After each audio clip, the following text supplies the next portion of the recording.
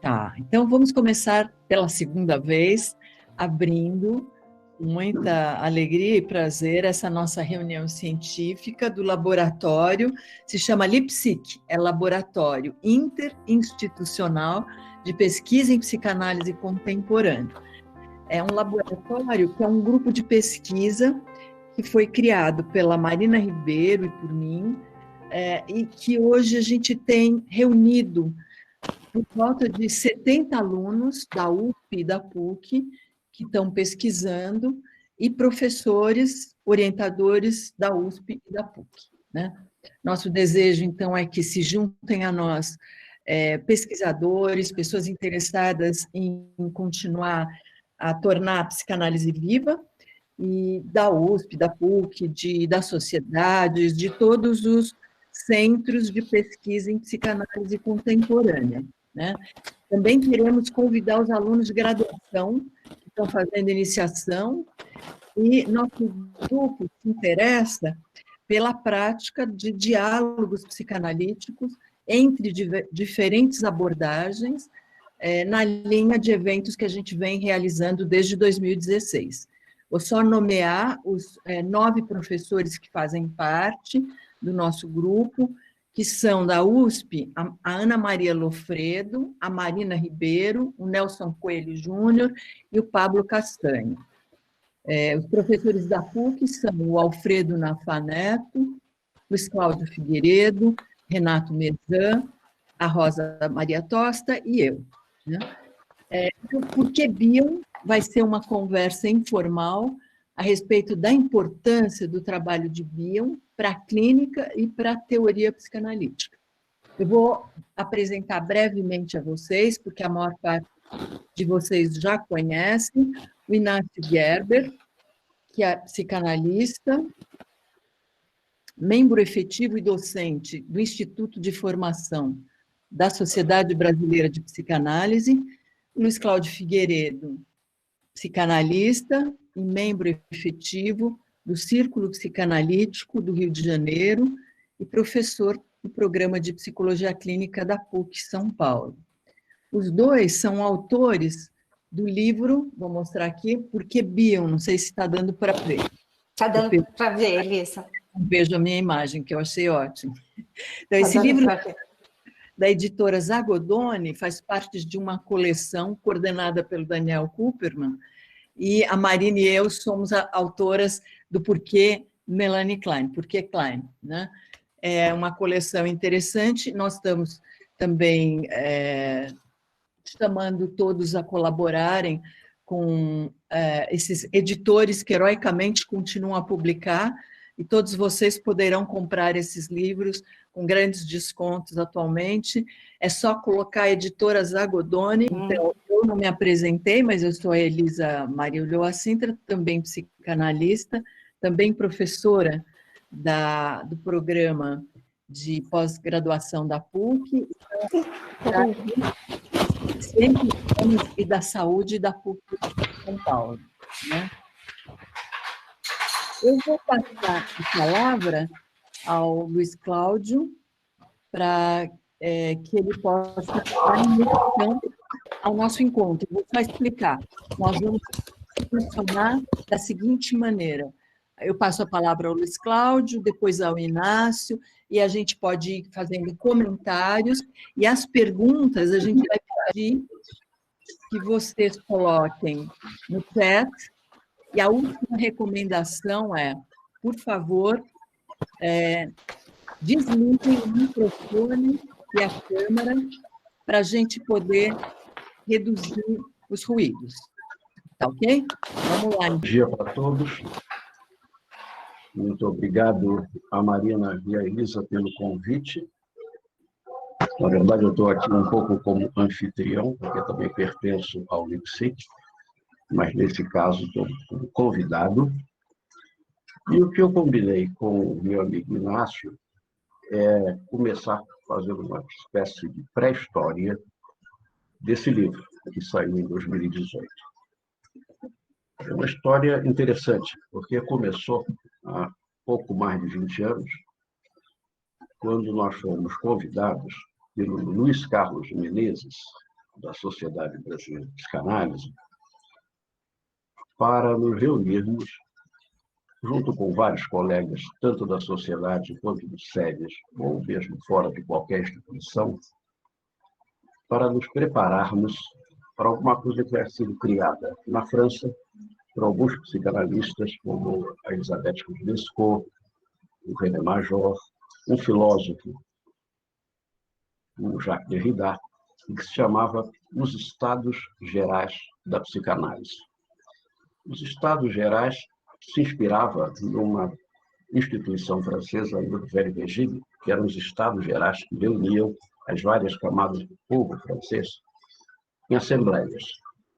E a ideia desses psicanalistas e do Jacques Derrida era de que a psicanálise ela estava numa crise e ela precisava de assembleias que transpusessem os limites de cada sociedade, de tal maneira que psicanalistas de diferentes orientações, diferentes ligações institucionais, pudessem se reunir e debater. Debater a psicanálise propriamente dita, o que precisava acontecer no pensamento psicanalítico para ele se revitalizar, para ele ganhar vida. Bom, foi nessa reunião dos Estados Gerais que eu conheci o Inácio, nós nos conhecemos e fomos rapidamente ficando amigos. A gente foi se reconhecendo com muitas afinidades, principalmente com essa preocupação que era também dos Estados Gerais, mas que era muito nossa, de encontrar a psicanálise viva, ou como mantê-la viva, ou como vitalizá-la. Então, nós participávamos, era uma vez por semana, dessas reuniões com o Menezes, mas começamos também, a partir de um certo tempo, a nos encontrar só nós dois, em happy hours. Em happy hours, onde a gente nem comia nem bebia, a gente conversava. E a gente conversava sobre psicanálise, e essa era a nossa grande preocupação. Como encontrar uma psicanálise viva? E isso daí, para nós, era muito importante fazer uma distinção entre o que seria a psicanálise viva e uma psicanálise pretensamente verdadeira psicanálise. Nós não estávamos interessados na verdadeira psicanálise. Nós estávamos interessados no pensamento clínico da psicanálise viva. E nós fomos, nessas nossas conversas, nesses nossos happy hours, que aconteciam sempre às sextas-feiras, ao final do expediente, o Inácio vinha para o meu consultório, e nós conversávamos, depois a gente podia sair para jantar, tomar um vinho, mas, de fato, a ideia era conversar sobre a psicanálise viva. Nós fomos descobrindo claramente que um grande coadjuvante, um grande parceiro para manter a psicanálise viva era o Bion. Então, nós tínhamos várias conversas sobre trechos, sobre textos, sobre ideias bionianas. Daí vieram várias coisas. Primeiro, a gente criou uma amizade muito sólida, que já dura há esse tempo todo, e que, enfim, foi permitindo que várias coisas fossem feitas entre nós. Teve, por exemplo, um texto, num livro publicado pelo Abrão Slavutsky e pelo Daniel Kuperman também, chamado Seria Trágico se Não Fosse Cômico. É um livro sobre o humor da psicanálise, e para esse livro, o Inácio e eu escrevemos um texto, nem me lembro mais o nome, mas era um texto bem humorado, era um texto sobre o humor, mas principalmente um texto bem humorado, porque para nós a psicanálise viva não tem nada de sisudo, não tem nada de triste, não tem nada de sério demais. Né? Nós somos sérios, eu acho que como psicanalistas, mas nós gostamos de uma coisa alegre, jovial e inovadora. Então, teve esse texto. Em seguida, eu, muito ligado à vida universitária, estava dando cursos sobre diferentes pensadores da psicanálise, e um dos cursos, um dos semestres, foi dedicado à obra do Bion, não a toda a obra do Bion, mas há um livro, talvez o livro mais difícil, mais complicado do Bion, que é o Transformações, de 1965. Bom, eu dei essas aulas, nesse tempo eu dava aulas, escrevia todas as aulas direitinho, e esse material todo, mais adiante, ele foi utilizado como base para um livro. Chama-se Bio em 9 lições, ditado pela editora Escuta. Mas para transformar as aulas num livro, eu achei que era bom, era conveniente, era vantajoso chamar outras pessoas, outros amigos. A minha ideia foi reunir pessoas em torno da psicanálise viva. E aí eu convidei a Marina Ribeiro e a Gina Tamburrino, e elas começaram a trabalhar nesse meu material, e o livro, afinal, foi publicado, e é claro que para as orelhas do livro nós convidamos o Inácio. Então, o Inácio está presente também nessa publicação, porque ele gostou muito do livro, quando eu dei as aulas, ele já conhecia o texto, então ele fez uma orelha, enfim, muito elogiosa, muito generosa para nós, e isso daí aconteceu há um tempo atrás. Bom, quando o Daniel criou essa coleção, por quê? Né? Porque Melanie Klein, pela Marina e pela Elisa, tem o Porquê Laplanche, várias pessoas, inclusive o Paulo Ribeiro, que eu acho que está nos assistindo também, Paulo, a Maria Tereza, a esposa dele, e outros amigos. Enfim, tem o próprio livro do Daniel, Por que Ferenc, que foi a tese de livro docência dele, da qual eu participei pela banca. Enfim, quando ele nos convidou para escrever o Porquê Bio, a nossa ideia foi a de tentar reconstituir o clima das nossas conversas daquelas happy hours.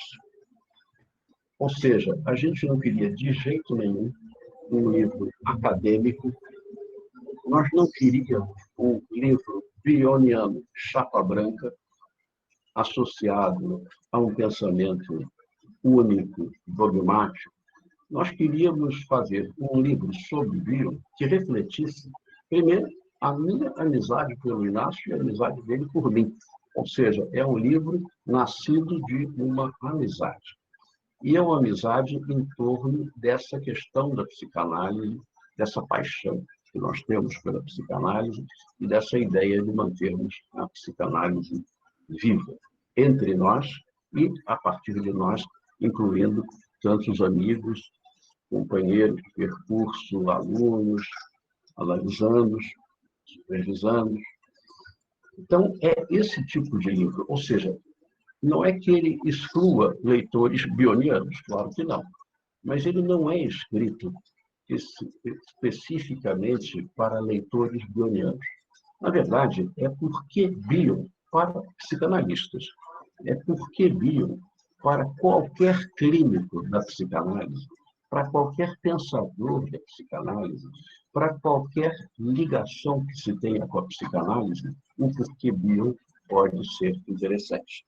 Então, nós não estamos fazendo uma introdução acadêmica, uma introdução institucional, chapa branca, uma introdução estritamente voltada para leitores já transferidos com o pensamento do bio, mas, pelo contrário, a gente está querendo falar sobre por que bio para qualquer psicanalista. Então, essa é a pré-história e a gente espera que, se vocês vierem a ler o livro, vocês encontrem nas nossas páginas escritas um pouco das nossas conversas.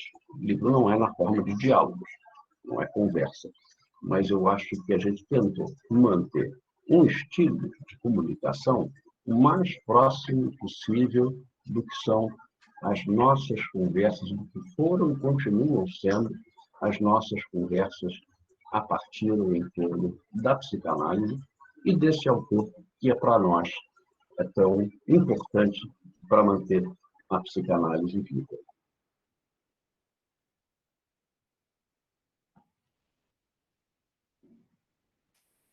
Você desligou o microfone. Antes de passar, caiu uma folha de papel em cima e desligou sozinho. Pois bem, então é essa ideia que eu estou querendo transmitir para vocês antes de passar a palavra para o Inácio. E depois eu vou retomar mais adiante, se for o caso, se for necessário, eu vou retomar adiante para falar também alguma coisa de por que, para mim, Bion, a leitura de Bion, é tão importante. Inácio, a palavra é contigo. Bom, gente, eu já estava muito feliz, né, de poder falar, encontrar todo mundo aí, e até organizei, um pouco contra meus hábitos, né, alguma coisa para não... Eu costumo desviar pelos caminhos, mas agora, depois da fala do Luiz Cláudio, eu vou começar a falar muito emocionado. Então, talvez eu me perca um pouco no começo, até eu retomar a respiração, porque ele colocou uma história da nossa amizade e uma história da minha vida, que estava lá um pouco guardada e tal, né? Então, compreendo que é um movimento muito importante esse, né? Reafirma uma amizade que a gente tem, muito afetiva, né? Então, o título, Por que Bion, ele explicou, né? E é curioso, começamos a partir desse título no livro, e quando terminamos o livro, né, a última coisa que nos ocorreu colocar era colocar uma vírgula nesse título, que foi a impressão que nos ficou. Mas por que Bion? E essa pergunta, né, mas o que ele queria dizer com ele? O que ele, né? E Bion era bem irônico, eu acho que ele tinha um certo prazer na linguagem dele, né, em deixar as coisas em aberto, não fechar. Isso é uma das bases da psicanálise viva, né? Bom, eu vou começar com a introdução de Aprendendo da Experiência, que, na verdade, é uma redução de Aprendendo com a Experiência Emocional, que é o que ele quer dizer, né? Mas, enfim, nessa introdução, ele fala, a certa altura, das dúvidas dele, se alguém que não tivesse uma prática psicanalítica poderia entender esse livro e, por extensão, tudo aquilo que ele escreve. Repara, não há pretensão nenhuma nisso. É apenas se colocar num posicionamento de que é a prática psicanalítica, a relação humana da prática psicanalítica e como ela pode transcender os consultórios e ir para a vida, na relação da vida das pessoas. Talvez essa possa ser, estou pensando isso agora, uma contribuição essencial de Bion. E é como se na seção analítica a gente tivesse uma experiência emocional que o nosso analisando que concentra o foco nas experiências emocionais que nós temos na vida. É uma concentração, né? E Bion mesmo dizia que ele não pretende escrever nenhuma nova teoria. Ele tinha muitas dúvidas em relação à teoria como um todo, mas uma observação sobre a teoria e sobre o processo psicanalítico, né? E é interessante que, apenas para modular aquela faz, se alguém que não tem experiência compreenderia, etc., ele tem uma outra frase, também acho fundamental, que ele diz, se não for como a vida, não é psicanálise. Retomando, né, a psicanálise viva, né, torna-se uma psicanálise morta. E aí me ocorreu contar uma velha história. Gauss, não sei quantos lembram de Gauss, tem a curva de Gauss, essa acho que todo mundo conhece, né? Era o maior matemático do seu tempo, chamavam o príncipe da matemática, né? Ele era realmente genial. E, num congresso internacional de psicanálise, ele já, um homem maduro, reconhecido, etc., ele expôs uma nova teoria e os discípulos, os colegas, né, ficaram meio, digamos, incomodados, não estavam concordando muito. Um deles criou a coragem de dizer, bom, mestre, interessante, etc., mas essa teoria não coaduna com os fatos, não é comprovada nos fatos. E ele respondeu, então, mudem-se os fatos. é exatamente contra isso, né, que Bion se coloca, nessa relação viva daquilo que se faz. Bem, o tema, dentro das coisas de Bion, o tema que é um dos que mais me fascina é a atitude analítica. Qual é a atitude psicanalítica por parte do analista? E já quero frisar, se vendo a parte do analista, transcende e chega no analisando. Muito mais do que aquilo que nós falamos, nós estamos dando um exemplo de como nós jogamos o jogo do inconsciente, do que se trata lá, e como o analisando entrar também nesse tipo de atitude contemplativa, talvez eu dissesse, né? Claro que isso surge com Freud, e Bion é muito freudiano. Claro, Melanie Klein, todas as contribuições, mas ele é uma volta a Freud, um pouco diferente, mas um pouco parecido com Lacan, nesse sentido. Então, claro, a atitude analítica, Freud coloca, o célebre texto de 1912, né, recomendações, atenção flutuante, ou livremente suspensa, mais associação livre. Eu digo mais porque são indissociáveis. Uma coisa implica na outra, né? E implica num tipo de atitude para tentar chegar no inconsciente, e através do nosso, no inconsciente do nosso analisando.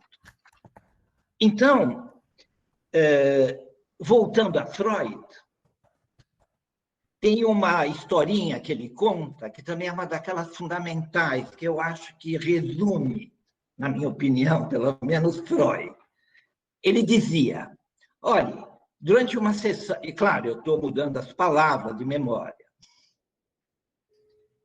durante uma sessão, se eu digo alguma coisa, e o analisando me responde, mas isso é um absurdo, isso não tem nada a ver comigo, da onde o senhor tirou isso, etc., isso que ele não esquentava, podia ser que tivesse errado, mas, muito provavelmente, podia ser uma resistência do analisando. Alguma coisa que tocou e que... Né? Por outro lado, ele dizia, se o analisando dissesse, mas o senhor é demais, o senhor tocou no ponto, é exatamente isso, ele também não esquentava, porque ele dizia, bom, pode ser também uma resistência, quase uma maneira de dizer, ótimo, já resolvemos isso, não precisamos mais falar sobre isso. Né?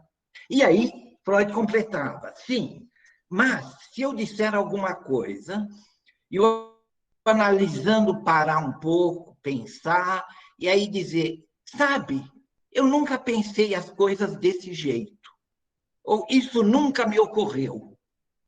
Aí sim, psicanálise viva, ela está acontecendo, vale para o analisando e vale para o analista. Tantas vezes durante a sessão, né, veio uma coisa que, eu não vou contar para não prolongar, mas essa semana eu tive uma experiência dessa, de virar para o analisando e, puxa, eu nunca pensei as coisas assim. Eu acho uma maravilha quando isso acontece. Bem,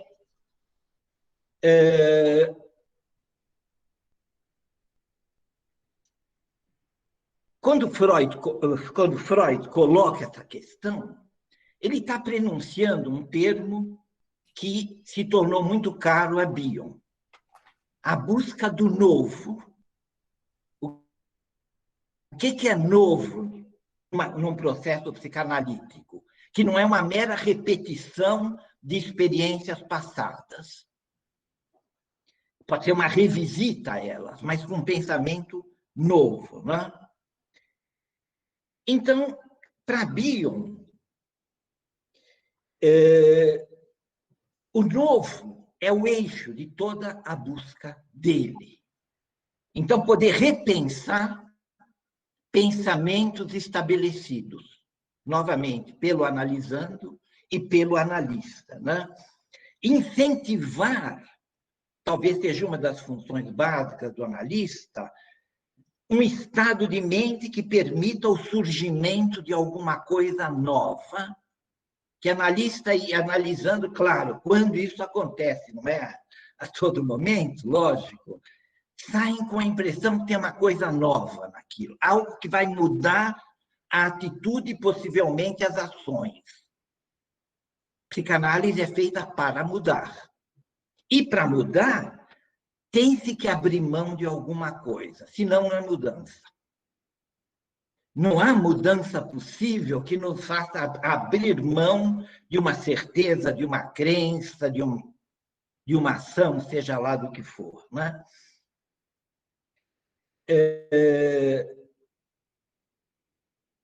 É como reescrever o passado, o romance familiar, como dizia Freud. Isso me faz lembrar uma parábola zen que eu gosto muito.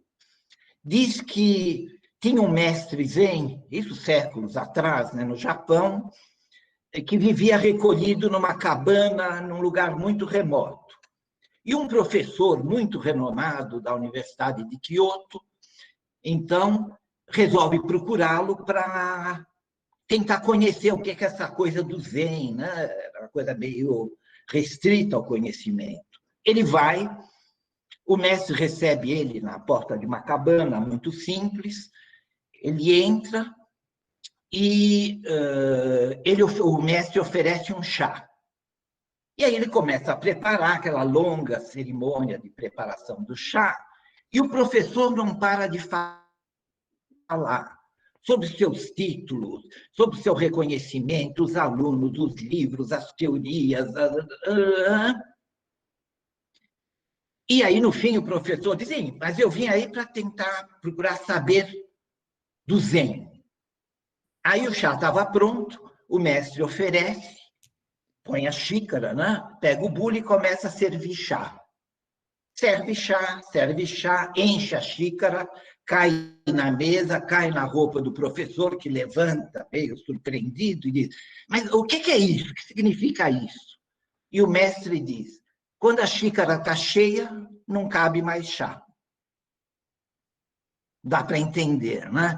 Como esvaziar a nossa xícara continuamente para caber mais chá novo, senão não cabe, cai todo ele para fora. Então, isso me parece que exprime bem isso que se chama essa atitude de novo, de Bion. E aí a gente pergunta, e chega na questão da atitude psicanalítica. Qual é a atitude desejável, seja em Freud, seja em Bion, que ele enfatiza coisas de Freud, que permite essa troca psicanalítica, que o jogo se faça, uma transmissão de inconsciente para inconsciente, né? O termo que Bion usa e que eu mais gosto para definir isso é reverie. Claro, reverie, quase um sinônimo de sem memória, sem desejo, sem compreensão racional, com repercussões de ó. E ao longo do texto ele coloca algumas expressões, mas o reverie, além de ser muito bonita a palavra, né, nos faz pensar, ou não pensar, que em português, reverie é devaneio, em francês, rêverie, de rêve, sonho. Em espanhol, ensoñación. É linda a palavra, né? Em cima do N tem um tio flutuante, é linda a palavra, ensoñación de sueño.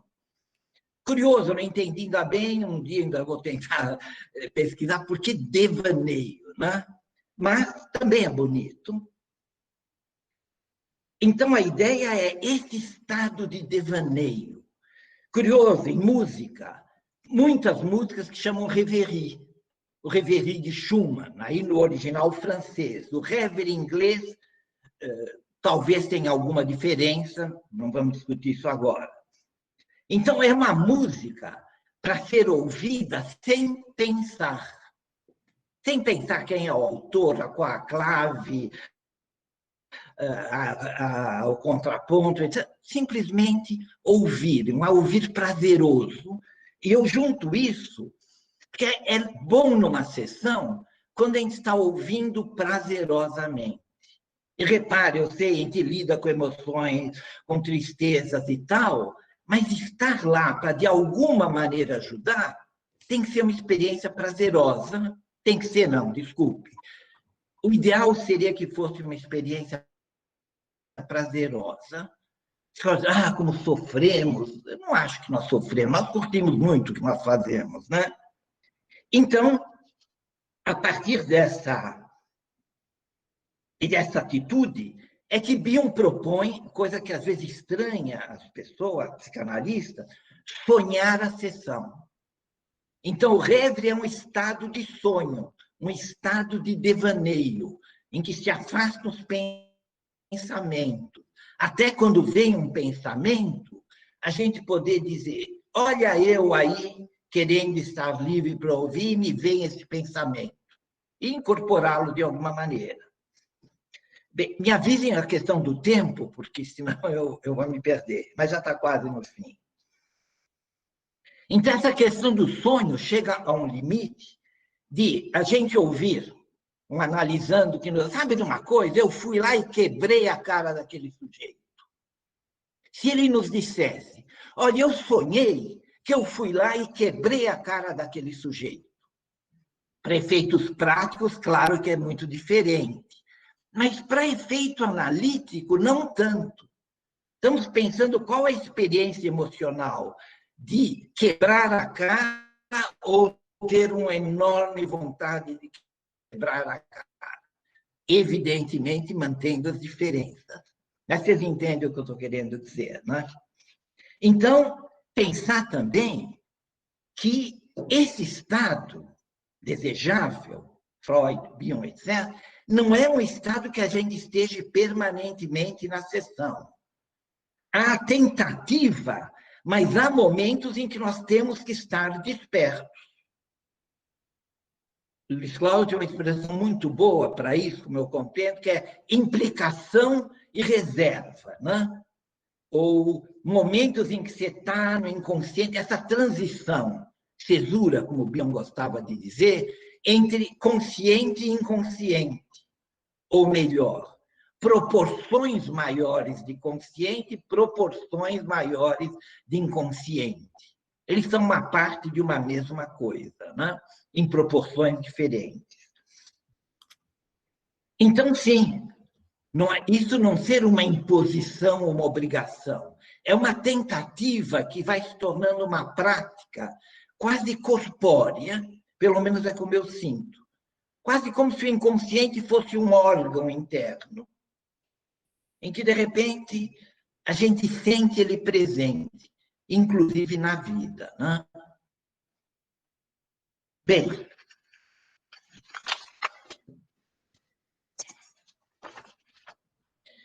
outro exemplo do que Bion propõe é viver a sessão esquecendo tudo que se sabe sobre o analisando. Volto a repetir e vou repetir outras vezes. É uma tentativa e não é uma obrigação. Ou seja, não ficar preso à história dele ou diagnósticos, né? Ah, agora é o meu histérico que vem. Ah, agora vem a minha bipolar. Aí a gente não vai enxergar mais nada. É útil, claro, diagnóstico, sabemos, principalmente psiquiatricamente. Mas como esquecê-lo lá, né? Então, é como ver o paciente pela primeira vez. É uma experiência muito interessante, né? Não vamos exagerar a ponto de um paciente que a gente atende há anos a entrar e a gente perguntar, como é teu nome mesmo? Quem é você? Mas não deixa de ter um pouco esse sentido, né? E como é que isso se transmite para a vida? É uma experiência que muitas vezes eu sugiro. O sujeito chegar em casa, ou a mulher chegar em casa, encontra a mulher, o marido, os filhos, e olhá-los como se fosse a primeira vez. Como é que seria a minha relação com essa pessoa se eu a encontrasse pela primeira vez? É uma experiência muito perigosa, dolorosa muitas vezes, mas a gente poder, que é uma maneira de recriar a relação e não deixá-la estagnar, né? A mesma coisa para supervisões clínicas. Ele sugere como um exercício eventual, volto a dizer, né? Contrapondo com outras possibilidades. Não contar a história do paciente, ir direto para a sessão. E aí ver o que surge. Depois pode entrar a sessão ou no meio. É gozado porque dá um foco muito concentrado em analista e analisando o que está acontecendo entre eles. Isso é fundamental, né? Então, talvez o terceiro analítico de Ogden, que acho um pós-bioniano que eu gosto muito, tem a ver com esse. Cria-se um terceiro analítico que envolve os dois, né? Vou fazer duas citações finais. Uma de um pensador, Shunryu Suzuki, pensador zen também, que eu gosto muito, tem um único livro publicado, provavelmente pelos discípulos, em que ele diz: a mente do aprendiz tem muitas possibilidades. A mente do conhecedor, eu estou traduzindo lá, vamos botar conhecedor entre aspas, tem poucas possibilidades. Ele não está dizendo que a gente não deve estudar, conhecer, etc. O que ele está querendo dizer é, por mais que a gente conheça, manter a mente de aprendiz. Enquanto a gente estiver aprendendo, nós estamos vivendo. Então, eu parodiando, né, a psicanálise viva, eu diria, uma vida viva. Se a gente acha que não tem mais o que aprender, acabou. Qual o sentido da vida, né?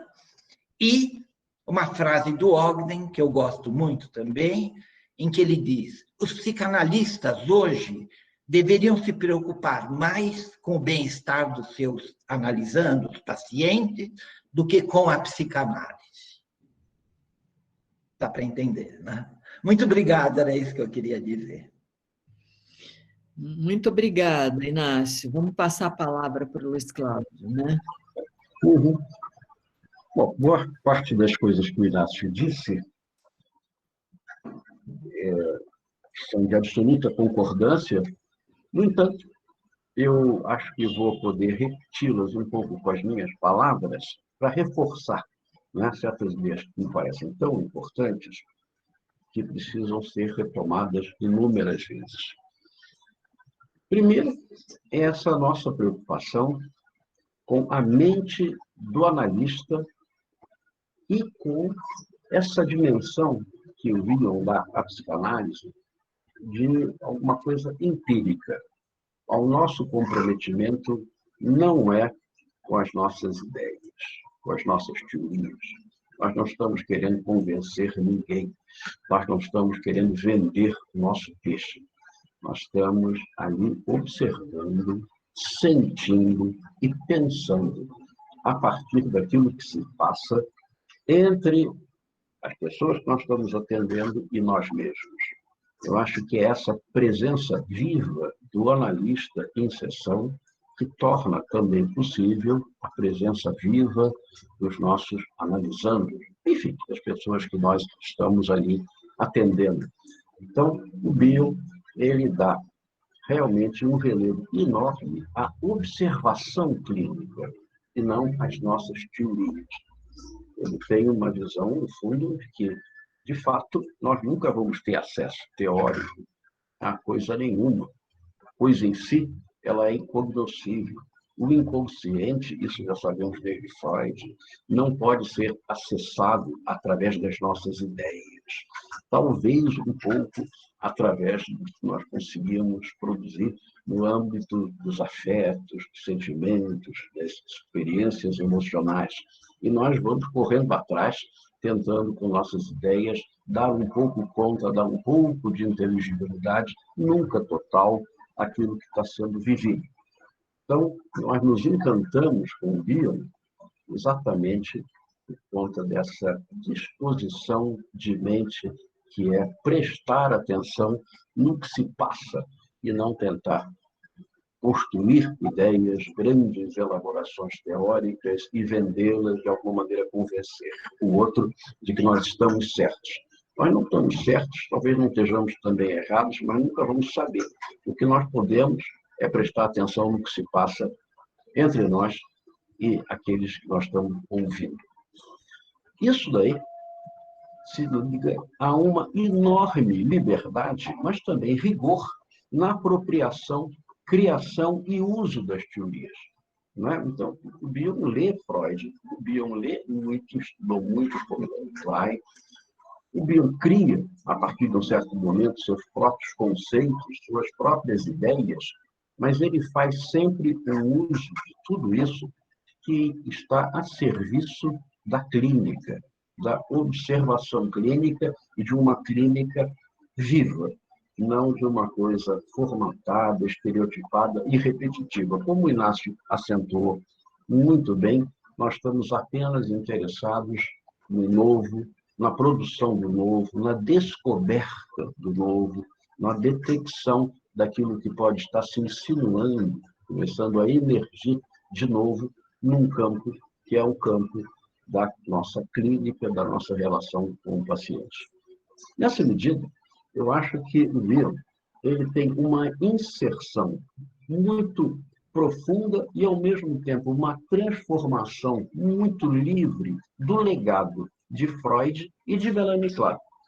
Não é? Então, por exemplo, em termos de Freud, eu acho que a gente precisaria, em primeiro lugar, acentuar aquela ideia freudiana de que a psicanálise não é apenas um método de tratamento.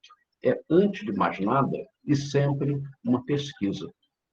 Um psicanalista é um pesquisador, mas é um pesquisador sui generis. Ele não trabalha com planos, com projetos de pesquisa. Quando a gente tenta fazer isso na universidade, cria, às vezes, um embaraço muito grande, porque, na verdade, a pesquisa da psicanálise segue um outro modelo, que não tem a ver com esse planejamento racional. Mas é pesquisa, é uma pesquisa importante, e o psicanalista que não seja um pesquisador, ele vai ficar completamente deixando muito a desejar enquanto psicanalista. Nós somos psicanalistas porque nós temos essa disposição de pesquisar. Isso é freudiano. É freudiano e é retomado pelo Bion com enorme ênfase. Ou seja, é um pensador fundamentalmente antidogmático, porque não se trata de simplesmente transmitir o já sabido, o já codificado. Está sempre atrás do que está se passando, do que pode se passar.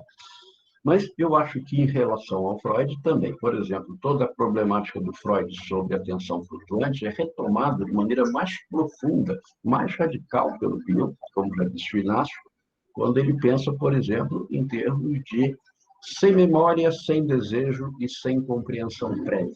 Ou seja, é uma atitude de mente absolutamente disponível para aquilo que está aparecendo na situação. Em relação a Melanie Klein, eu acho que ele também traz inovações extraordinárias. Por exemplo, ele pega a questão da identificação projetiva e mostra que a identificação projetiva, embora seja uma fantasia, ela está, sim, dirigida a um objeto externo. No caso, a mãe, depois o analista, ou seja, outros sujeitos que no mundo real recebem essas fantasias e as transformam, ou não, ou as devolvem. Isso daí produz uma dificuldade enorme, porque a coisa volta de maneira muito explosiva. Mas, por exemplo, toda essa questão da Heavy, que o Inácio falou, está diretamente ligada ao que a mãe pode fazer e ao que o analista pode fazer com as identificações projetivas que chegam a ele, que o infiltram, que o invadem, não é? Que o oprimem, às vezes, não é? Que o controlam, mas a partir daqui o analista ou a mãe pode fazer uma reverie que dá um sentido e dá uma produtividade àquilo que poderia ser apenas elementos brutos da vida emocional não metabolizada. Então, isso daí é um desenvolvimento extraordinário.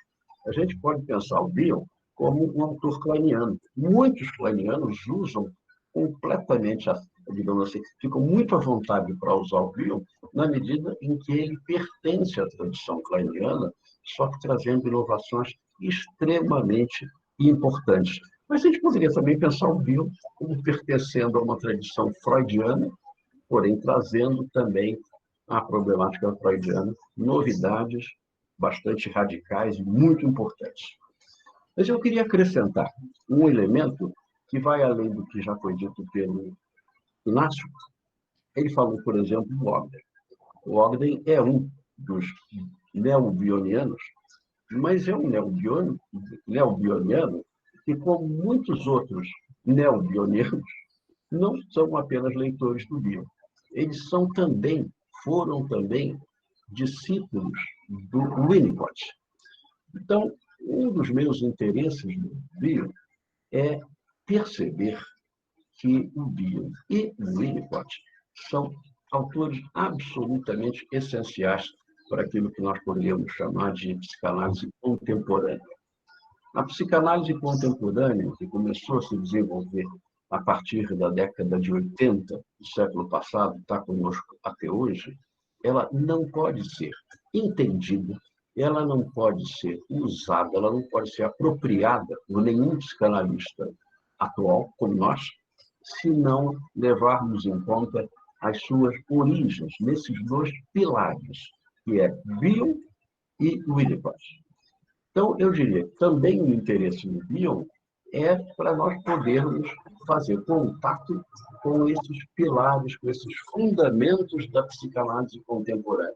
Um autor como André Green, como Thomas Ogden, como Antonino Ferro, como Christopher Bollas, como Giuseppe Civitares e muitos outros, na Inglaterra, nos Estados Unidos, na França, na Itália, no Brasil, nós não poderíamos acompanhar o pensamento desses autores sem levar em conta esses dois grandes pilares que são Bion e Winnicott.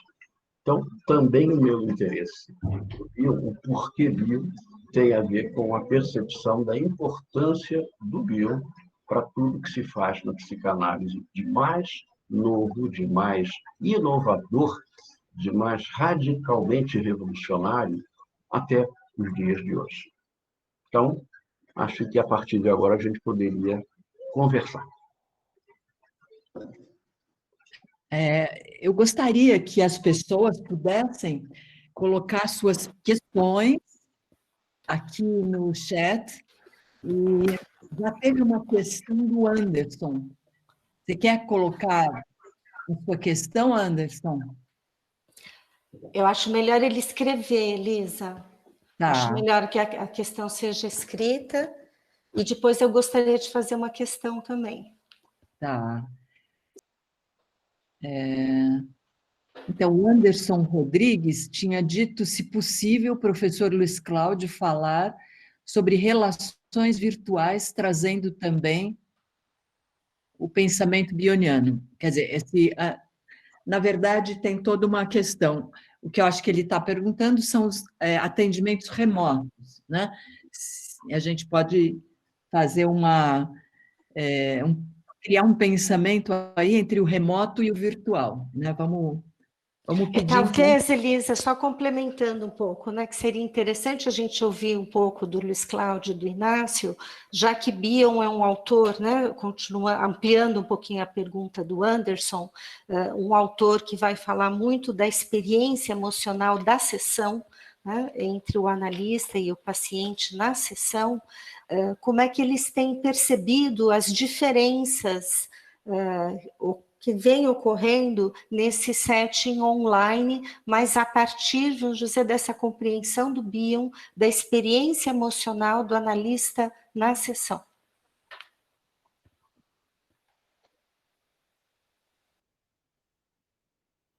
Fala, Inácio. Como? Quer falar? Eu falo como... Não, começa você. Tá bom. Olha, nós estamos vivendo isso, né? Claro, de uma maneira muito intensa. Bom, na minha experiência, eu já atendia por Skype, continuo atendendo, mas pacientes que começaram comigo presencialmente, tiveram um tempo e depois viajaram para o exterior ou para outro lugar do Brasil e optamos por continuar. Quando isso aconteceu, as dúvidas eram muito grandes, né? A Sociedade de Psicanálise, né, na qual fiz a formação e minha vida, né, está ligada a ela, as resistências eram muito grandes. Eu não saberia dizer exatamente no tempo, mas é coisa de mais de 10 anos atrás, ou por aí.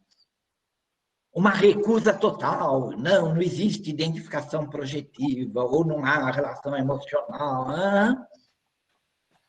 Então, não fui o primeiro, mas pelo menos a primeira leva, né, nessas circunstâncias. Né? Então, eu quero frisar isso, que eu vou falar sobre essas diferenças e semelhanças com a experiência que eu estou vivendo agora, em que estou confinado, claro. Todos os pacientes eu atendo online e, talvez com exceção de um ou dois, todos toparam e continuamos o trabalho. Né? Só um pequeno parêntese, é curioso que as resistências, eu noto que várias outras pessoas falam, é que as pessoas, de repente, se sentem incomodadas em ter uma sessão na mesma casa que o marido ou a mulher, ainda que se tranque no quarto, etc. É curioso, tem algo por aí. Mas isso a gente pode conversar. Então, já vinha uma experiência, mas agora, né, essa concentração, claro que mexe e faz pensar. Uma coisa, sempre partindo de que são pessoas que eu já tenho uma relação, etc., é que eu sinto que fica mais concentrado ainda, ao contrário da impressão que pudesse diluir o setting, etc., desde que haja essa proteção nas duas casas, né, que não esteja ninguém circulando, claro, há uma concentração em que parece que fica muito mais entre analista e analisando do que o mundo. Ainda que a gente possa estar falando, e está falando muito sobre o mundo, sobre desgoverno no Brasil, é inevitável, né? Mas eu sinto que tem certas coisas, com analisando que eu atendo há tempo, que estão surgindo agora. Quando eu falei daqui, puxa, isso nunca me ocorreu, né? Por outro lado, cansa mais, eu sinto um cansaço maior. Não sei se pela concentração, ainda que, né, atendo dou uma voltinha, né? O fim do dia eu me sinto bastante cansado. Então, é uma experiência que vai ficar de alguma maneira. Como usar um instrumento, usar outro, claro que é muito mais agradável atender presencialmente. Quanto a isso, não há dúvida nenhuma. Mas é uma questão em aberto para pensar. Queria ouvir vocês e o Luiz Cláudio. Luiz Cláudio, poderia comentar um pouco a respeito? Olha, a questão de um mês e pouco atrás, eu fiz uma live a convite da Ana Silvia Rosal, falando sobre esses atendimentos. A live parece que foi bastante interessante, então eu resolvi desdobrá-la em 3 encontros. O último aconteceu ontem, que eu fiz a convite do Instituto Nebulosa Marginal, lá do Rio, sobre esse tema. Então, na verdade, eu escrevi 3 textos e apresentei esses 3 textos seguidos de debate, 3 sextas-feiras seguidas, exatamente sobre esse tema. Eu lá desenvolvi muitas ideias, então eu estou vendo aqui o Anderson pedindo para falar mais sobre isso. Eu posso disponibilizar, se o Anderson quiser, ou se mais alguém quiser, mas principalmente orientá-los, né? Os interessados nesse tema poderão ser orientados para a plataforma da Nebulosa Marginal, Instituto Nebulosa Marginal, porque lá estão gravadas todas as minhas falas, né? São 3 horas de fala exatamente sobre esse tema, e sobre as várias transferências e sobre as várias questões que podem emergir no atendimento remoto. Eu sempre insisto, virtual é todo o dispositivo da psicanálise. Tudo que nós fazemos se passa no campo da virtualidade. Depende da nossa disposição de mente e depende das transferências dos pacientes. É aí que se cria esse campo, que é o campo do trabalho da psicanálise. É um campo virtual sempre, mesmo quando presencial é virtual, porque não são as minhas paredes, o meu divã e a minha poltrona que me tornam psicanalista. É a minha escuta, é a minha disposição de mente, que é sobre isso que nós estamos falando até agora. Então, a partir dessa noção de virtualidade do dispositivo psicanalítico, nós podemos, sim, fazer uma distinção importante entre o que são os atendimentos ditos presenciais e aqueles que são feitos remotamente, usando o Zoom, usando o WhatsApp, usando o FaceTime, enfim, tantos outros equipamentos, outras plataformas que atualmente nós temos. Algumas vezes eu faço com imagens, muitas vezes eu faço sem imagens, de preferência eu evito as imagens, principalmente para os pacientes que se deitam no divã, estavam habituados a se deitar no divã, não vejo nenhuma necessidade, nem eles, de nós usarmos imagem. Mas, enfim, tudo isso está muito bem detalhado, Anderson, exatamente nesses 3 encontros, onde eu me aprofundei sobre todos esses temas enfim, dos atendimentos remotos que os psicanalistas somos obrigados a fazer. Mas eu também queria dizer que, muito antes dessa obrigatoriedade dos atendimentos remotos, eu já faço atendimentos remotos há pelo menos há mais de 10 anos. Né? Eu me lembro de pacientes de 2007, por exemplo, tenho isso bem de cabeça, porque foi a primeira vez em que eu precisei acompanhar uma paciente que já estava comigo há alguns anos, mas que foi morar na Itália, e que, então, ela não queria parar e nem queria, ela falava italiano, mas ela não queria começar a fazer uma análise na Itália, ela queria continuar comigo. E nós continuamos usando, na época, o Skype.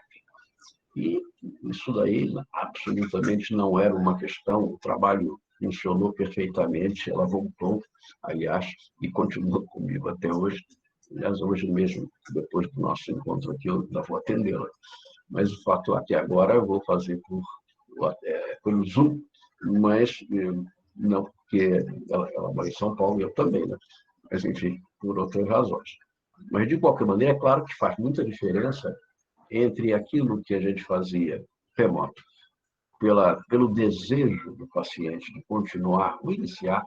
Por exemplo, eu me lembro do Alfredo Nafal, meu amigo também lá, colega do Medicine, contar de um caso em que ele começou atendendo por Skype a uma pessoa que morava na Europa, mas que queria fazer com eles, conhecia ele dos textos, enfim, das produções do Alfredo, e queria continuar, queria iniciar um trabalho de análise com o Alfredo Nafai, não com qualquer outro analista português. E olha que lá tem 2 analistas também.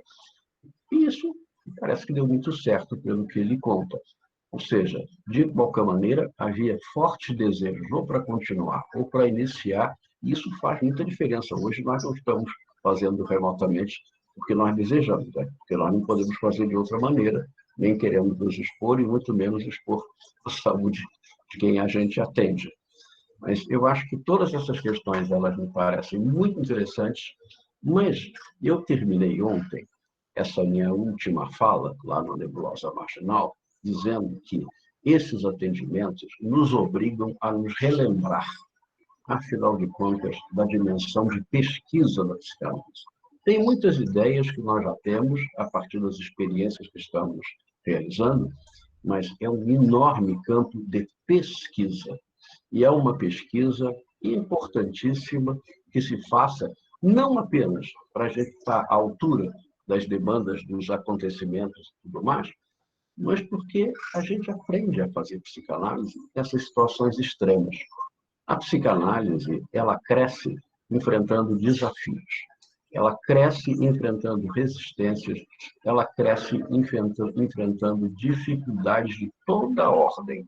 E então, Cada vez que nós temos uma dificuldade, como nós estamos tendo atualmente, que é uma dificuldade não só para a psicanálise, mas é para a vida humana, é para a vida social, não é, de todos nós, pois bem, a psicanálise tem que transformar isso num campo de pesquisa. Então, o que eu conclamava ontem a todos os que me acompanhavam nessas aulas, vamos transformar esse momento num grande canteiro de pesquisa. Vamos pesquisar o que se passa. Então, por exemplo, a questão da experiência emocional. O Inácio já falou um pouco. Eu também tenho experiências extremamente intensas no atendimento remoto. Não é? Não apenas, aliás, estava outro dia conversando com outra pessoa que me contava que, num atendimento remoto, ela sentiu um forte odor de um paciente. E, obviamente, ela não estava sentindo o odor do paciente, porque o paciente estava na casa dele e ela estava no consultório dela. Que, enfim, ela consegue, apesar de tudo, atender no consultório, embora remotamente. Pois bem, nesse caso, claramente era uma experiência emocional tão intensa que produziu a alucinação olfativa, não é? Daquilo que seria um encontro presencial com o paciente, tal como ele tinha cheirado para essa analista na primeira sessão, porque nem esse cheiro permaneceu. Mas, enfim, eu estou dizendo como, apesar de ser remoto, eu acho que nós não ficamos absolutamente livres de todas essas experiências emocionais, sensoriais, embora, obviamente, em condições um pouco diferentes. Mas eu acho que é uma coisa a ser fundamentalmente pesquisada. Então, nós estamos aqui com um volume enorme de questões. Eu vou tentar juntar duas questões que têm um pouco a ver com o que o Luiz Cláudio acabou de falar. É do Roberto Naar. Luiz e Inácio, como vocês acham que o atendimento online influencia a experiência de Reverie? Vou juntar com a da Eliane Marracini. Como se pode pensar a articulação com o sem memória e sem desejo, proposto por Bion, com a noção de pensamento clínico de André Green? Amplas questões, né? Mas essa de como que o atendimento online influencia a experiência de Reverie, né? E eu vou acrescentar, porque aí a gente levanta para vocês falarem um pouquinho mais de Reverie, né? Como que eu acho que a Reverie tem essa ideia de reclamar vidas não vividas, né? E tirar do congelamento algumas experiências emocionais que estão lá, né? E o que isso pode ter de efeito de ampliar, né, a nossa capacidade de escuta e a capacidade de sentir e pensar nos pacientes, né? Vamos falar um pouquinho de Reverie e talvez articular com alguma coisa do pensamento clínico de André Green. Então, eu sugiro que eu faça só um pouquinho, depois eu falo. Olha, talvez a maneira mais sentida que eu possa dizer sobre isso, me ocorre, é voltar àquela questão do Reverie psicanalítico e o Reverie musical. O mesmo problema se coloca, só que nos acostumamos a isso de tal maneira que já é um consenso, né? Sim, podemos ir assistir música num concerto, e estou falando em termos de música clássica, mas vale em relação a qualquer tipo de música, né? Ou, olha, vou começar de outro jeito, lembrando agora.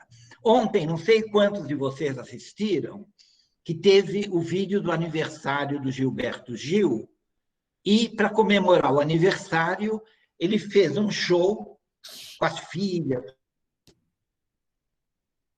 um conjunto incrível, do quintal da casa dele, sem nenhum adereço a mais, né, umas plantas e tal. Uma coisa maravilhosa, que em certo momento eu estava chorando, estava vindo lágrimas, lamento sertanejo, músicas incríveis, né? Isso fez pensar, né? Puxa, mas será que É diferente, não é? Como é que é? Reparem, claro que é diferente. Seria muito melhor estar lá num palco, na plateia, etc. Mas a emoção sentida não foi diferente. Tinha uma outra característica, mas a emoção vivida, isso que o Luiz Cláudio falou, do setting ser a escuta, né? Então, a mesma coisa num concerto, que a gente vai ouvir, ou quando a gente ouve em casa, principalmente com fones de ouvido, né? E de repente desaparece toda a exterioridade, parece que a gente ouve os detalhes da música, né? Com outra fluidez. Só mais uma coisa sobre isso. Claro que a gente pode ouvir a música de várias maneiras, e de certa maneira vale para a audição psicanalítica. O que eu quero dizer? E nenhuma das maneiras é errada ou é pior. A gente pode ouvir a música, vamos dizer, intelectualmente. Não sei se o termo é adequado, mas enfim. Então, para quem conhece música razoavelmente, então, de repente, esse é um quarteto Rasumowski da fase madura de Beethoven. Ele já faz uma transição para o romantismo tardio, ele vem da coisa. É uma maneira de vir. Ou então, puxa, ele está num compasso desse, o pulso é esse, ou, puxa, eu não sei, eu gosto mais da interpretação daquele outro cara que eu ouvi outro dia, o Lang Lang toca isso melhor, né? Claro, muito difícil comparar, porque a cabeça que a gente tinha outro dia não é a cabeça que a gente tem agora. A gente podia estar triste naquele dia e hoje está contente, né? Mas, enfim,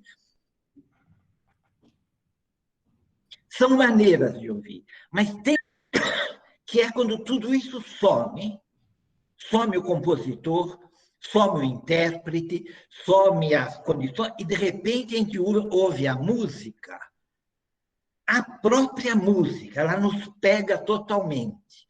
O que às vezes me faz pensar, eu sei que é um certo exagero, como se as músicas não fossem compostas, elas fossem descobertas pelos compositores num certo momento.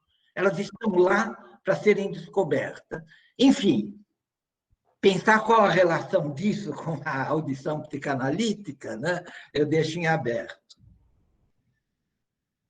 Bem, articulação com o André Green, com a ideia de um pensamento clínico. Eu vou começar falando ainda dessa questão da experiência emocional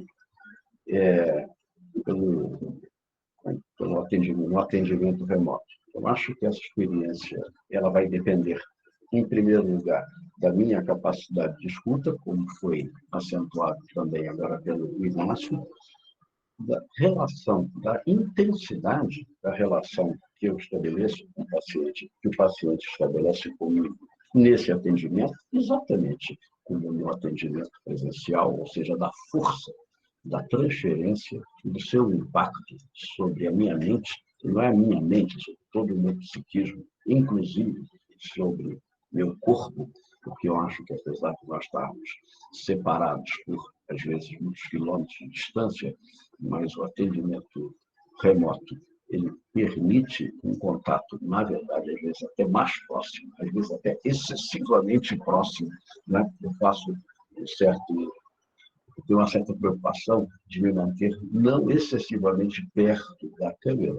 Quando estou fazendo um atendimento com imagem, quando estou fazendo um atendimento sem imagem, a coisa facilita muitíssimo. Eu ouço a voz aqui bem próximo, não dentro necessariamente, nem sempre eu uso um earphone, mas bem próximo, e eu consigo, aí sim, me manter em estado de absoluta disposição de mente, pronto para a regra, pronto para a experiência emocional. Então, são experiências muitíssimo intensas a que eu consigo chegar através sem imagem, mas no atendimento remoto. E quando tem a imagem, aí sim pode ter a ver com certo impedimento da regra, mas ela pode ser muito reduzida, esse entendimento pode ser reduzido se, enfim, eu me mantenho mais ou menos distante, não invado demais e também, enfim, a câmera do paciente não está tão próximo de mim que me sinta oprimido por um excesso de presença, embora a distância, né? Então, eu acho que, quanto a isso, não vejo nenhum impedimento para me manter numa disposição de mente sem memória, sem desejo, sem compreensão prévia e disponível para sonhar o paciente, para sonhar com o paciente, para participar dessa construção no terceiro analítico de sonhos compartilhados entre mim e o analisando que eu estou escutando. Não vejo nenhuma dificuldade. Quanto à pergunta da Eliane Marratini, né, como se pode pensar articulação entre sem memória e sem desejo com a noção de pensamento, a noção de pensamento clínico do Green é bastante complexa, não é, Eliane? Então, inclui várias coisas. Por exemplo, inclui aquela distinção tão importante entre o estojo protetor, não é? O setting como estojo protetor, e a matriz ativa da psicanálise. Pois bem, eu acho que o estojo protetor e o estojo, quer dizer, o setting tem só a função de proteção, mas uma das funções importantes é essa, né? Proteger aquele campo, para que aquele campo seja denso, para que ele seja intenso, o campo transferencial e contratransferencial, de onde podem emergir as minhas regras e as minhas interpretações, mas também as interpretações do paciente, do analisando, porque ele também faz as suas. Pois bem, então, o setting ele permite que haja uma proteção e uma condensação da experiência emocional aí dentro. E quando isso acontece, ele protege o quê? A matriz ativa da psicanálise. A matriz ativa da psicanálise, do meu ponto de vista, ela pode ser preservada em muitas situações que não são nem o consultório, nem o atendimento, mesmo remoto. A matriz ativa da psicanálise, um pouco dentro daquela linha que falava o Inácio no começo, ela pode ser levada conosco para a nossa vida. A matriz ativa da psicanálise é o modo de funcionamento psíquico do analista que está e pode estar operando em melhores ou piores condições ao longo de toda a sua existência. E, nessa medida, você pode fazer atendimentos como muitos fazem na rua, na beira de um leito hospitalar, numa UTI, num pronto-socorro, numa emergência. Eu tive uma orientanda que desenvolveu uma tese onde ela, enquanto psicanalista, fazia a sua escuta analítica dentro de um pronto-socorro num hospital público. Ou seja, é uma condição aparentemente muito inóspita, muito desfavorável. E, no entanto, mesmo ali, a matriz é como se não tivesse estojo nenhum. O único estojo que ela tinha era o próprio enquadre interno, que é um outro conceito importante do pensamento clínico, segundo André Green, nós termos o nosso enquadre interior bem estabelecido para podermos, às vezes, exercer o pensamento clínico completamente fora, quase que de qualquer enquadre material. Então, é isso que eu penso. Olha, eu vou propor duas perguntas, uma da Fernanda Freitas. Professor Luiz Cláudio, muito obrigada pela sua fala. Gostaria de saber se o senhor não incluiria também Ferenczi na lista de autores essenciais na base da psicanálise contemporânea. E uma pergunta do Elcio Aranha, que vai conectar com o que vocês falaram também. Professores, como vocês pensam o que Green chamava de o analista como guardião da análise, por oposição ao que Bion chamava de sem memória e sem desejo?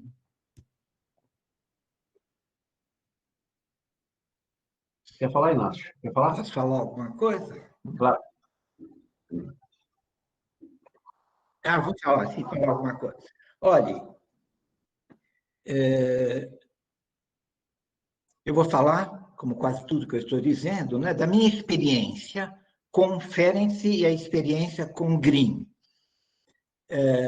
Evidentemente, né, como autores psicanalíticos e tal, indiscutíveis, não, sem dúvida nenhuma.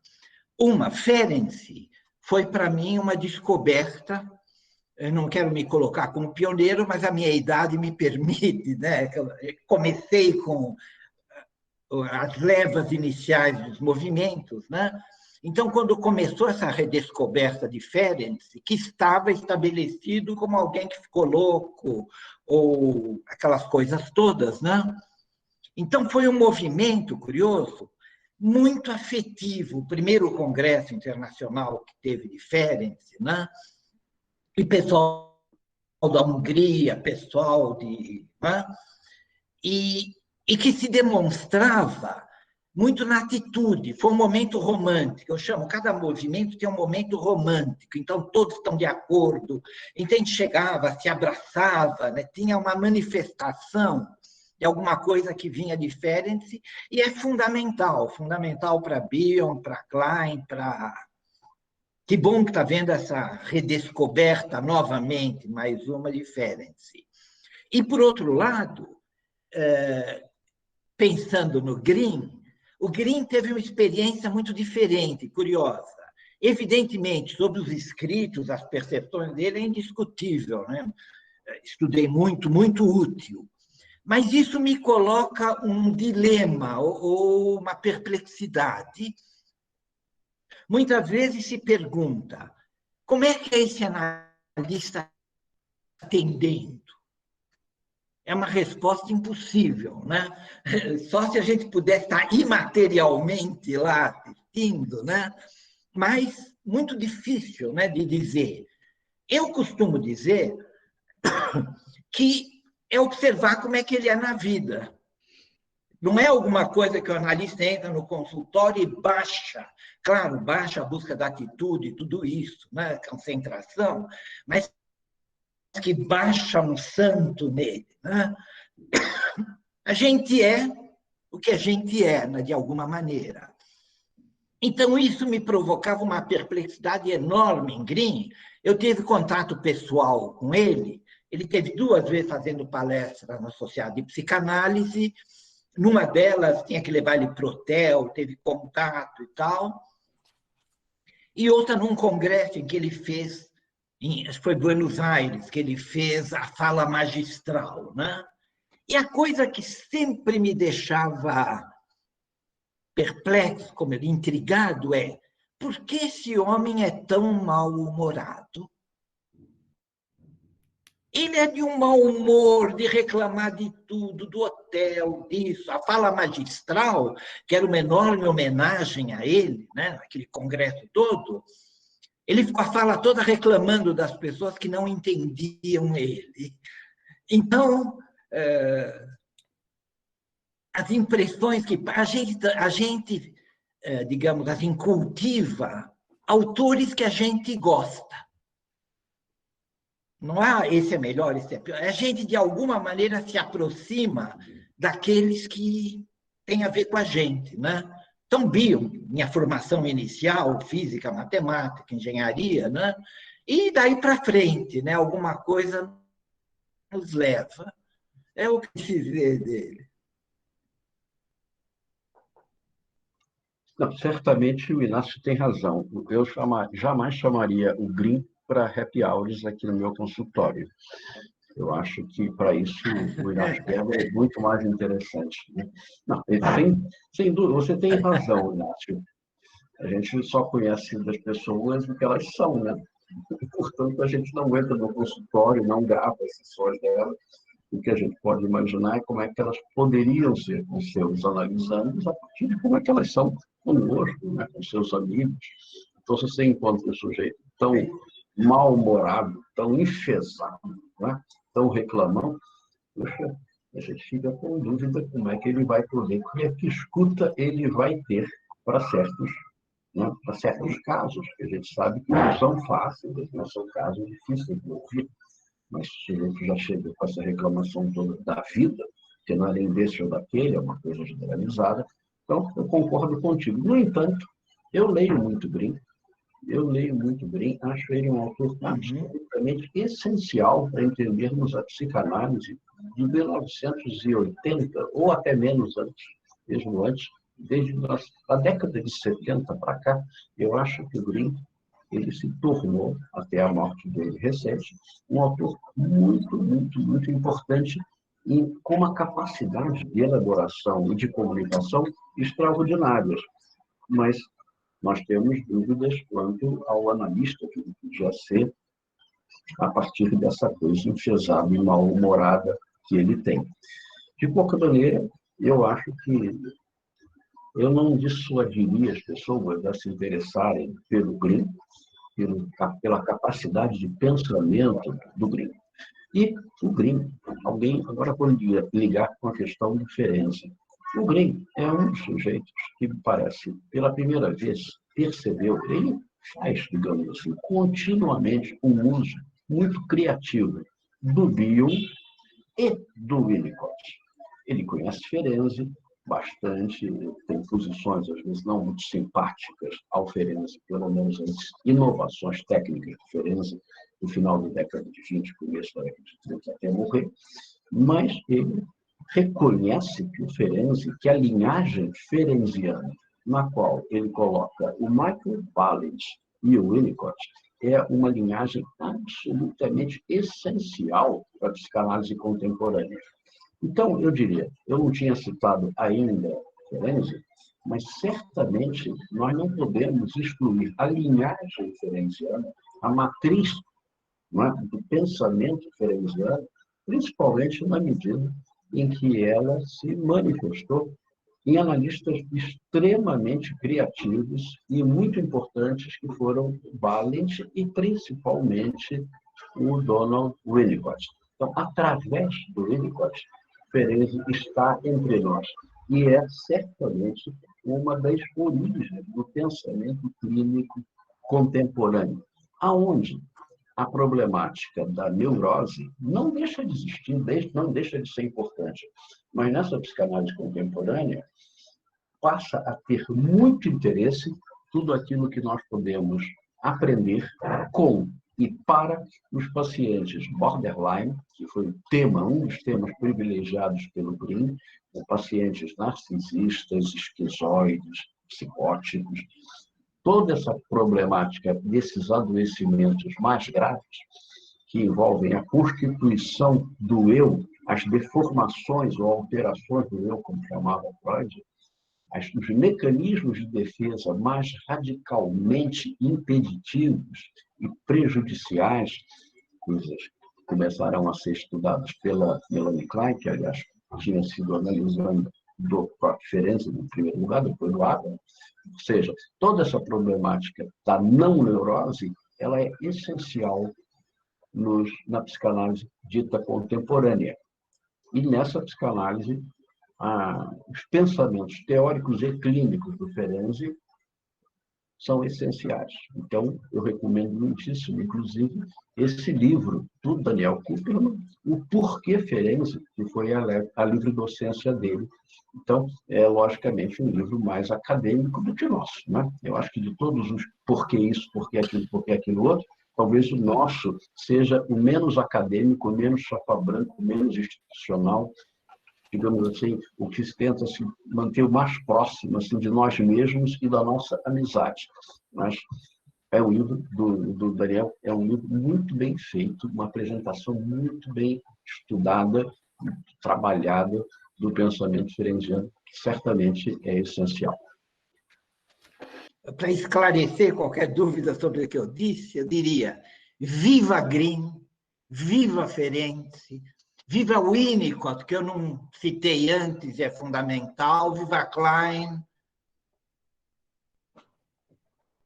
Deixa eu só fazer um comentário. Eu fiquei intrigada, não tem nenhum contato na obra do Bion, né, ele citando Ferenczi. E quando eu li o Diário Clínico, me veio muito presente alguns conceitos do Bion, e eu fiquei muito intrigada com isso. Onde que será que o Bion teve contato com o Ferenczi? E aí eu fui pesquisar, né? Claro, fui investigar, né, onde possivelmente eles teriam contato, e descobri que o John Hickman, que foi o primeiro analista dele antes da Melanie Klein, né, foi o tradutor de vários textos do Ferenczi e foi o organizador da primeira coletânea do Ferenczi publicada em inglês, né? E o Hickman, além de ter sido o primeiro analista do Bion, depois ele foi colega do Bion na Segunda Guerra Mundial e depois se tornou um grande amigo dele, né, do Bion. Então, aí eu fiquei um pouquinho mais contente de saber, né, que parece que as ideias do Ferenczi teve uma certa, vamos dizer, uma certa ressonância no Bion via o Hickman, mesmo o próprio Bion não tendo em momento algum citado o Ferenczi. Tá? Só esse comentário. Obrigada. Eu agradeço, Marina, por essa informação, eu também não sabia disso, embora eu acho que muitas vezes essas coisas acabam sendo descobertas e redescobertas por pessoas que, na verdade, não se leram. Elas não se leram, mas acabaram tendo as mesmas questões nas suas clínicas. E elas vão se descobrindo, se redescobrindo, vão fazendo ligações, às vezes, sem saber. Elas não é apenas porque também deve ter havido, né? Quer dizer, quando o Bion produziu a sua grande obra, aquele foi o período mais obscuro em termos de destruição da reputação do Ferenczi.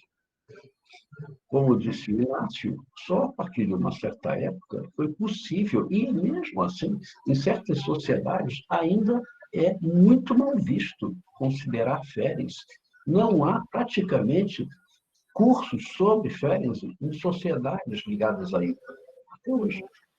Ou seja, Ferenczi, apesar da reabilitação que teve, ainda é um autor marginal. Ainda é marginal, nessa medida, para o Bion, talvez não fosse absolutamente razoável, nem cogitável ficar citando Ferenczi, inclusive Ferenczi. Sim. Então, Nem a Melanie Klein, né? Melanie Klein não citou ele, né? Citou o Abraham. Sim. Exatamente, apesar de ter sido o primeiro analista dela. E ele a citava, né, num texto de 31, em que ele fala da análise de crianças de adultos com crianças, ele cita, ele lê Melanie Klein, o Ferenczi leva em conta as grandes inovações que Klein estava fazendo na análise com crianças. E até recomendando que nós, como analistas de adultos, aprendamos com analistas de crianças. Tem muitas coisas que a gente acaba não fazendo com os adultos e que devíamos fazer. Porque é lógico que nós temos adultos que são, enfim, 30, 40, 50 ou 80 anos, mas que têm uma dimensão não apenas do infantil, mas, enfim, de criança efetiva, onde a gente precisaria ser capaz de brincar, de até sentar no chão e brincar efetivamente, como se faz com criança. Né? Isso Ferenczi falava em 31. É preciso saber brincar com os adultos como os analistas de crianças brincam com seus pacientes infantis. Pois bem, coisas assim, enfim, ficaram completamente no ostracismo e muito mal vistas, consideradas uma maluquice, não é? Boa parte da psicanálise chamada bem pensante, até pelo menos a década de 80, 90. Olha, vamos... Queria acrescentar uma coisa rápida para a Marina. É o seguinte, puxa, eu também não sabia, né? Estou super agradecida e dá uma ideia, né? Daria um livro lindo. Retratar um pouco essa história, meio, né, assim, daria um livro lindo. Fica a sugestão aí para a partir uma conversa imaginária, né? Bion e o Diário Clínico de Ferenczi. Daria para fazer uma conversa imaginária. Sim, tá bom, obrigada. É um romance. Sim. Olha, nós temos uma pergunta aqui instigante do André de Martini, que pergunta o seguinte: sabemos que o saber frequentemente pode atrapalhar o ser. Não poderíamos, eventualmente, pensar no outro sentido de situações em que o ser defensivamente se opõe ao saber? E talvez para ajudar, uma pergunta complexa é: como, a partir de Bion, e especificamente do conceito de K, fazer uma leitura da tendência negacionista de muitos diante do Covid-19.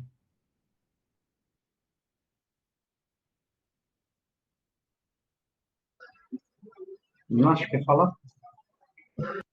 Eu vou falar rapidamente. A pergunta do André, sim, que sempre nos faz pensar, muito boa.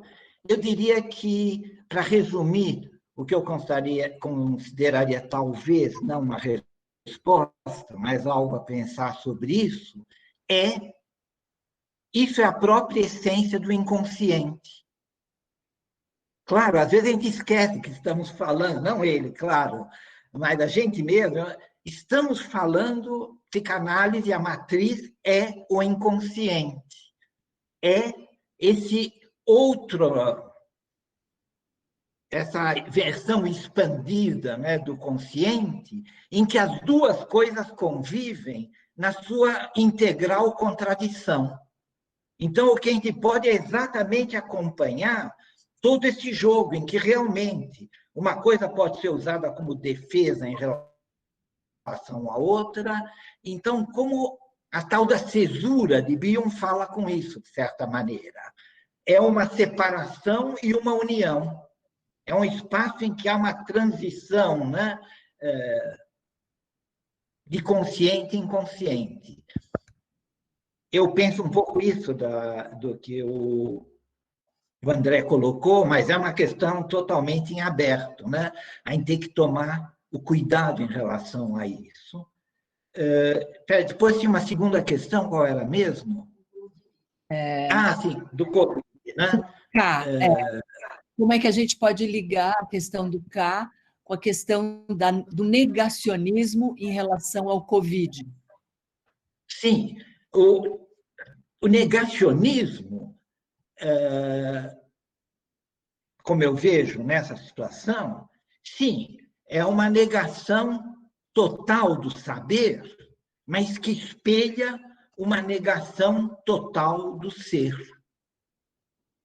Eu acho que isso tal define o Bolsonaro.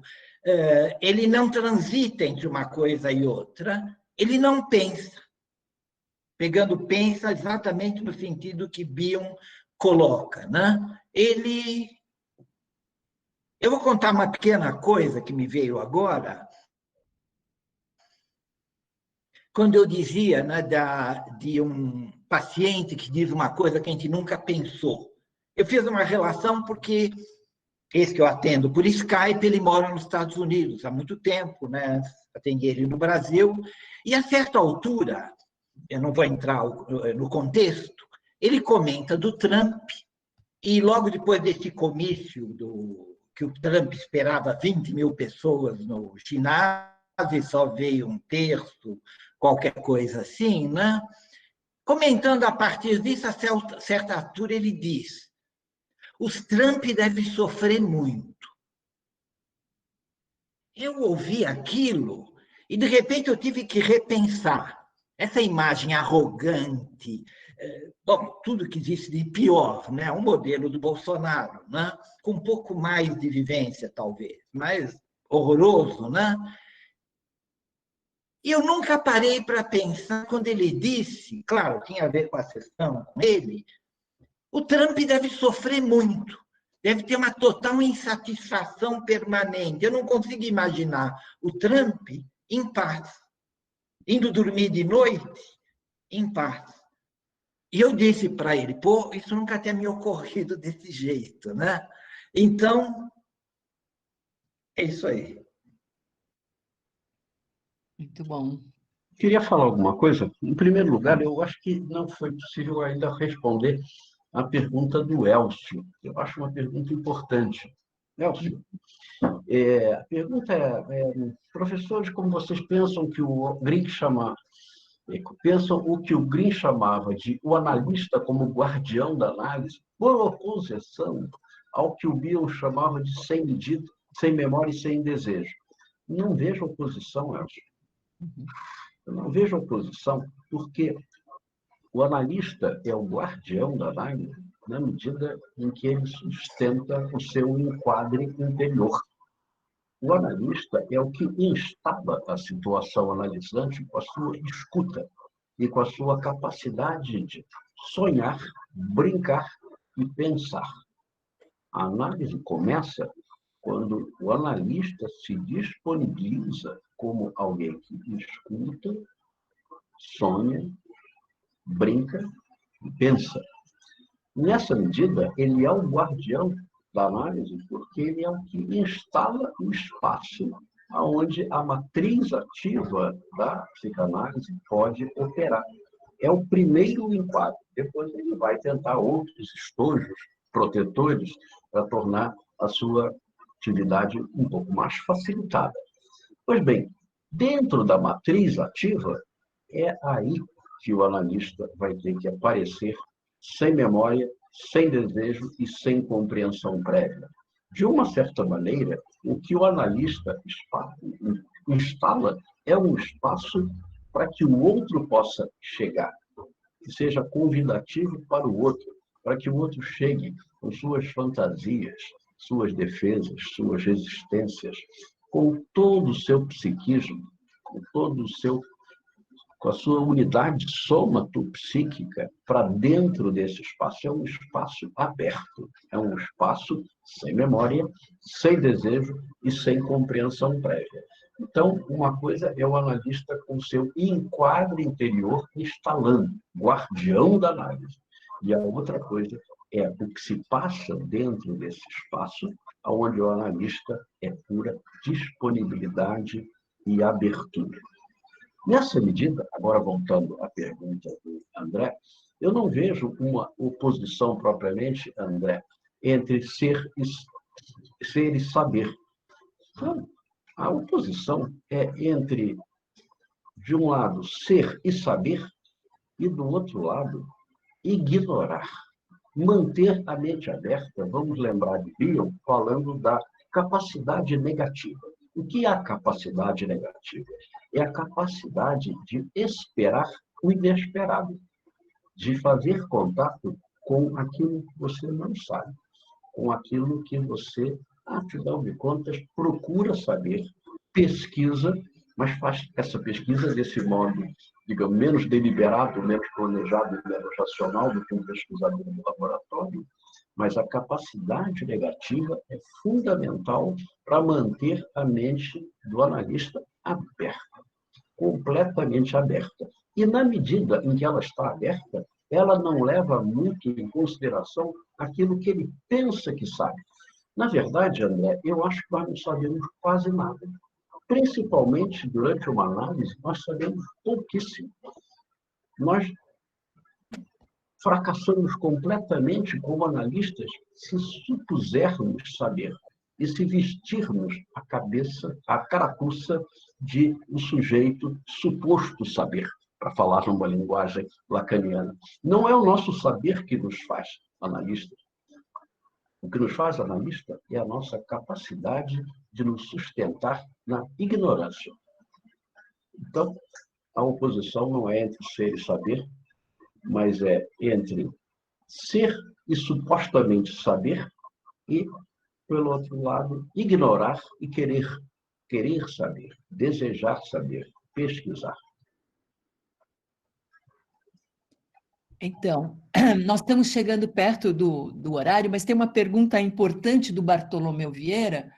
Eu gostaria de saber um pouco mais sobre o que o professor Luiz Cláudio tem pensado a respeito de como manter a psicanálise viva no ambiente de pesquisa, tendo em vista as duras críticas que a psicanálise vem sofrendo contemporaneamente, tanto na França e no ambiente internacional, como aqui no Brasil.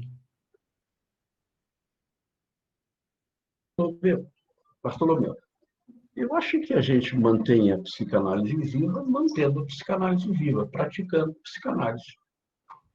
E, obviamente, isso não tem nada a ver nem com as universidades, nem com os institutos de pesquisa, nem com as agências de fomento de pesquisa. A gente, infelizmente, às vezes depende um pouco disso para obter bolsas para nossos orientandos, principalmente. nós já não precisamos de bolsa para sobreviver. Nós sabemos que boa parte dos orientandos precisa de bolsa para pagar as universidades, principalmente quando elas não são a USP, por exemplo, ou as federais. Então, a gente precisa, de alguma maneira, desse tipo de apoio. Mas, francamente, seria muito bom que a gente não precisasse. Seria muito bom que a gente não precisasse de nada do CNPq, da CAPES, da FAPESP. Nós não precisássemos em nada desse tipo de apoio, porque não é através desse tipo de auxílio que a psicanálise pode se manter viva. Então, para conseguir se manter viva, apesar de depender dessas agências, a gente tem que, enfim, às vezes, rebolar um pouquinho, né? Aprender a dançar conforme a música, de uma certa maneira, enfim, fingir que está fazendo a pesquisa que eles querem que a gente faça, mas a pesquisa que a gente precisa fazer não é a que eles querem que a gente faça, é outra. É a pesquisa que a gente faz nos nossos consultórios, com nossos colegas, às vezes em instituições, em algumas instituições isso é mais fácil, às vezes fora de qualquer instituição, mas onde a gente atende nossos pacientes e encontra nossos colegas, conversa com eles sobre nossos atendimentos, constrói nossos saberes e os comunica através de nossos artigos e nossos livros. É aí que a psicanálise tem que estar viva, de acordo com as exigências de quem quer que nós façamos uma pesquisa num modelo que absolutamente não convém a nós. Reforçando isso que o Luiz Cláudio falou, me parece que um ponto é que a psicanálise não tenha donos. É aí que toca a questão. Se somos os psicanalistas, não, nós temos o conhecimento, a verdadeira psicanálise, como se disse em certos momentos, e os outros, aquilo que os outros fazem é menor. Não, a psicanálise é um recorte do conhecimento que tem que fertilizar todos os outros e que cada um utilize da maneira que lhe seja útil, né? Então, o problema é muito mais de instituições, como o Luiz Cláudio falou, ou da sociedade daqui, ou da IPA, ou disso, ou daquilo, do que realmente de uma psicanálise que é um conhecimento que pode ser usado e deve ser usado por todos. Então, é isso mesmo. Eu queria até dizer para o Bartolomeu que a gente está tendo que encontrar novas práticas psicanalíticas. A live chama live, né? Ou seja, é manter a psicanálise viva, é um pouco fazer todas essas lives que a gente tem visto que tem acontecido como uma estratégia de resistência e de divulgação do conhecimento. E eu tive assistindo uma live longa da Carla Pena, né, que é uma pesquisadora incrível sobre trabalho em grupos, foi na quarta-feira à noite, no SEDES, e algo que aconteceu lá e algo que está acontecendo aqui no chat me impressionam, que é assim, quando alguém não tem dúvida, ela teve dúvida uma hora sobre uma palavra que ela não se lembrava, todo mundo escreveu ajudando para ela recordar qual era a palavra que faltava. Eu, olhando aqui o chat, eu vejo que um participante pergunta uma coisa, o outro responde, quando tem uma dúvida, né, forma-se um link. Eu acho que a gente precisa ter estratégias de troca intensas, como a gente está tendo, porque é isso que pode ajudar a pressionar as instituições que estão mais mortíferas e a infiltrar alguma coisa dessa paixão pela psicanálise, né? Que a gente vê que era incrível, né? Nas controvérsias todas que teve no século passado, tinha muita rivalidade, tinha muita briga, mas tinha muita paixão, né? Eu acho que a gente, cada um de nós é um elemento, vamos dizer, criador de práticas novas e propostas novas de psicanalíticas, né, que podem não ter aquele setting clássico estrito, né, mas são trocas novas, né? E Elisa, né, complementando um pouco o que você está falando, acho que indo para o encerramento, né, vamos dizer assim, sim, agradecendo a presença. Você pode dar aquela citação do Bion para encerrar, né? Uma citação. Posso ler, que está do livro O Porquê Bion. né? Mas antes de ler, eu queria avisar as pessoas presentes para seguir o Facebook do Lipsic, né, que a gente vai estar postando os eventos e que vão ser organizados eventos no segundo semestre e que a gente vai ficar sempre deixando disponível no YouTube esses encontros que eu acho que são sempre muito... mantém a psicanálise viva, né? Nos mantém vivos nos encontros também. Mas eu acho que essa frase que eu tinha escolhido do livro, né, do Porquê Bion, está na página 129, fala justamente, eu acho que dessa postura do Bion, de um trabalho conjunto com o paciente, né? Da importância do paciente como nosso melhor colega, né? O Bion fala assim, o Bion era conhecido por várias frases de impacto que ele tinha, né, que mobilizava muito o pensamento de quem ouvia ele. Então está escrito assim: mas o que dizer do homem ou da mulher que se apresenta em nosso consultório? Essa pessoa é o colaborador mais poderoso que você jamais encontrou. Nesta profissão solitária, tudo depende de nós mesmos, sozinhos, se bem que, ao mesmo tempo, estamos numa sala com alguém que, além de ser a pessoa que veio buscar assistência, é também a pessoa apta a nos prestar a assistência mais poderosa que jamais encontraremos.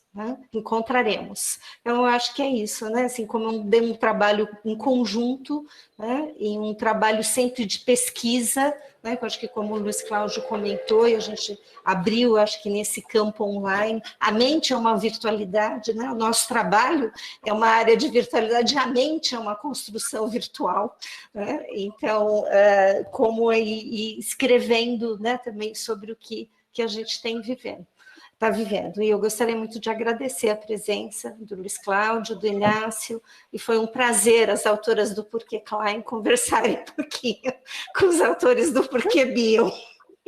Muito bom, muito obrigado. Eu queria agradecer e queria novamente recomendar que os interessados nessa questão sobre o atendimento remoto entrem no site do Nebulosa Marginal. Nebulosa Marginal, onde tem não apenas essas minhas 3 falas, né, dos últimos 3 sexta-feiras, mas tem muitos cursos interessantes que já foram dados e que estão sendo dados. Então, eu sugiro, eu acho que atualmente é um dos lugares que está mais bem organizado para oferecer coisas de altíssimo nível em termos de pensamento psicanalítico, de coisas recentes, de trabalhos, enfim, que estão sendo realizados, ou que foram realizados recentemente, publicados ou não. Então, recomendo muito o Instituto Nebulosa Marginal. Eu queria agradecer muito ao convite de vocês duas e ao meu amigo Inácio. Faz tempo que nós não temos podido estar juntos, nós sempre temos o hábito de nos encontrar. Ainda continuamos, não mais com as happy hours, mas pelo menos uma vez por mês ou até mais, nos encontrando para jantar, né?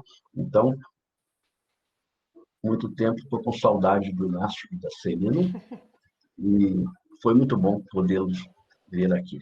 Até mais, vou agora partir para um atendimento remoto. Tchau. Obrigada, Luiz Cláudio. Muito obrigada. Encerrar? Eu não queria deixar de responder ao Luiz Cláudio, né?